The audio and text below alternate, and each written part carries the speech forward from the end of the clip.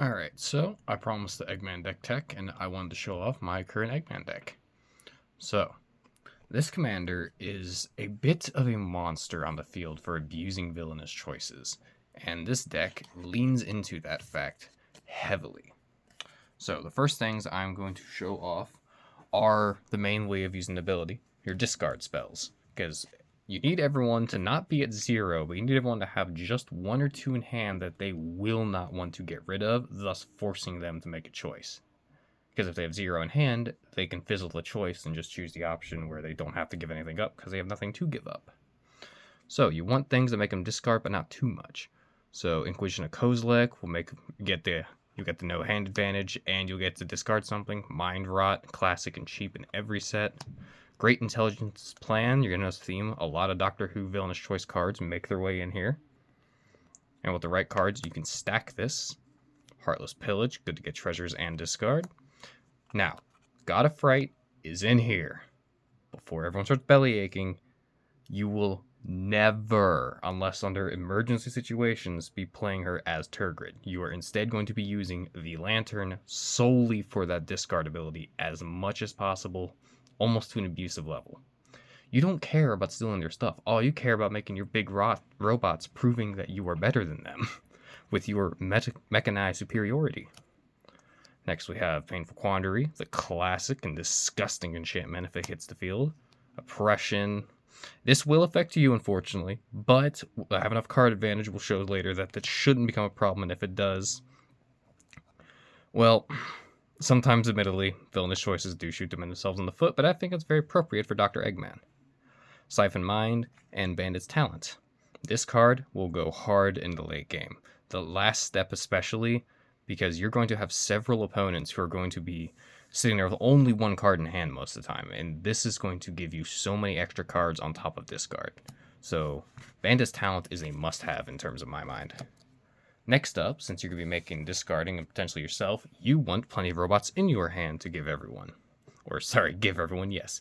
Give yourself the glee of having your attacks bless them with combat is what I meant. So Solemn Simulacrum, because of recursion, this card will give you constant ramp, give you card draw, and a body. This is just great. Rhystic Study, yes, I know, it's a proxy, but Rhystic Study generally is really handy in this deck, and until well, let's just say until Wizards of the Coast decides they want to ban Rhystic Study, then this will stay. Thopter Spy Network, Artifact Synergy, you make 1/1s and it gives you card draw. Consult the Star Charts is probably the best card draw spell we've seen aside from Stock Up. Paladin, really, really, really good. Especially just for classic synergies, giving everything hexproof and more card draw. And of course, Consecrated Sphinx. It's disgusting. It has no artifact synergy, but it won't matter if it hits the battlefield. Because even if it goes away in one turn, that's enough for you to draw, what, 6 cards? Now, next thing, of course, you're going to need is big dumb robots to play. So, first we have the Scuttling Doom Engine. Fun Crab Tank, always good to have. Plus acts as a pseudo Warhammer Reaver Titan, if you can't afford that. This is a lovely budget version. The Foundry Inspector for Artifact Synergy. The Emergent Intelligence is a little slept on. This card seems small at first, but if you can find the right things to attach this to and copy, this will become a monstrosity while getting you tons of cards. This is of the first Eggman-style proxies I have made based on the Archie comics. This is essentially the Cryptothal from Warhammer, but that card has gotten very expensive. The Warhammer cards have gotten very sought after, so I have turned it into Omega. Slicer, this is a cheap card from Edge of Eternities that will give poison counters for every time a non-token artifact creature I control deals combat damage. This can end the game very fast, and is a very cheap upgrade to add in, and people will underestimate it because it's just a tiny little body, but this thing will give all of your stuff venom. Like, that's just awful. Everything will give poison counters. Torrential Gearhulk, the Death Egg, my Reaver Titan proxy, the Egg Hammer, the Mirror Battle Spear, always good, especially if you get a card we'll bring out later, Mirror Works.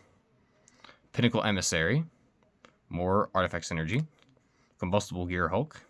And notice, every single one of these is a construct, a robot, or a vehicle. So every single one of these cards can be played for free with Dr. Eggman.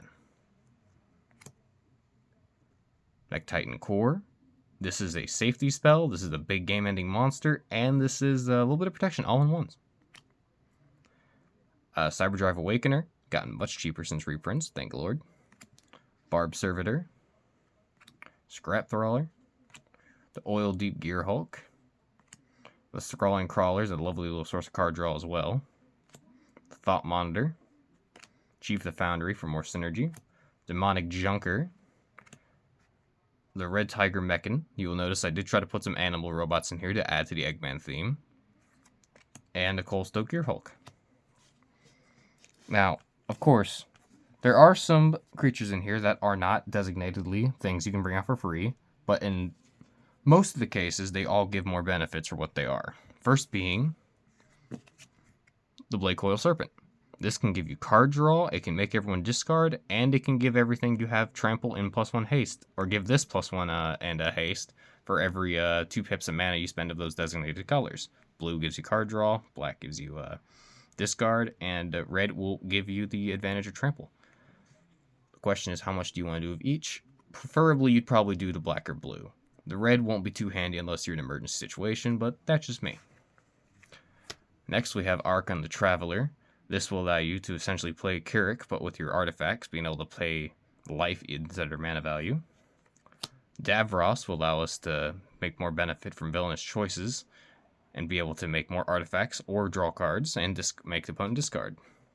Super State is an amazing card to end the game with. It gives whatever you put it on, makes it a 9/9, gives it flying, first strike, trample, and haste. And there's plenty of things in here that already have death touch or poison. You could use this to just end everything all at once. Urza, Lord High Artificer. I know, similar to Tergrid. I feel like I have to defend myself here. But here's the thing. He is not in the commander slot. And he is only going to be benefiting you by making that construct token. Everything else is okay, I guess. But yeah, I understand he's a crazy card. And I understand that he's going to be a kill on sight. And you should probably be ready for that as well. But if you can slot him in and you can afford the extra, what is he at, like 18, 20 bucks? He is a fantastic utility for this deck. The Valyard will be able to do additional villainous choices, and if you happen to decide to want to add some voting mechanics, allows you to vote in additional time. Eclipse Cannon is my Dawnshire Sun Dreadnought ship. This is the one that does the crazy thing of doing 100 damage if you station it enough. And I decided to add a Final Fantasy card. I wanted to use Yushola? I'm not going to be honest. I'm going to be honest. I don't know how to pronounce her name. I'm not a Final Fantasy fan. But the problem is this stacks so well with Dr. Eggman, but didn't make any sense, so I need to make my own proxy. You can even see the props video even said the same thing. But at the beginning of your end step, exile target creature you control, then return to the battlefield under its owner's control. Then if it's the first end step, there's an additional end step. This, especially if you can also get out the Valyard, will give you 4 villainous choices. This can get so bad, but so fun if you're playing like Arch Enemy or just trying to have a deck where you are the villain, and that's exactly what this is. This is a no-holds-barred, I am the bad guy deck. Everyone needs to get rid of me or I am going to win, almost in a way that Eldrazi will. We have the Core Steel Cutter for artifacts, Soul Ring, Arcane Signet, a Mirage Mirror for some disgusting land copying and normal artifact copying shenanigans, a Proxy Chaos Emerald, because I have still yet to find one, Decanter of Endless Water, a definitely Proxy non-foil Masterpiece Mox Opal, and Mirror Works. This card goes crazy in this deck. Alright, and I think that's everything. Only thing left here is some removal, which is Chaos Warp, Recoil, Delete, Cyclonic Rift, Strict Serenade, Resculpt, Into the Flood Maw, and Counterspell, but none of those are too crazy. All of those are pretty run-of-the-mill, especially for protection, board wipes. But yeah, that is my Eggman deck.